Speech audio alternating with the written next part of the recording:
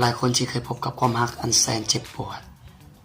หลายคนที่เคยผิดหวังกับความรักมาซ้ำๆแต่ก็มีหลายคนนั้นที่เคยว่าจะหยุดกับความรักสิบ่คบไผอีกต่อไปต่อจากนี้สิตั้งใจเฮ็ดเวียกหรือสิตั้งใจศึกษาเรียนเพื่ออนาคตตนเองเพื่อพ่อแม่แต่แล้วมาวันนึงก็มีอีกคนหนึ่งเข้ามาในชีวิตมันอาจจะเป็นเพราะความโดดเดี่ยวหรืออาจจะเป็นเพราะความเหงาที่เฮามีก็เลยต้องเปิดใจรับ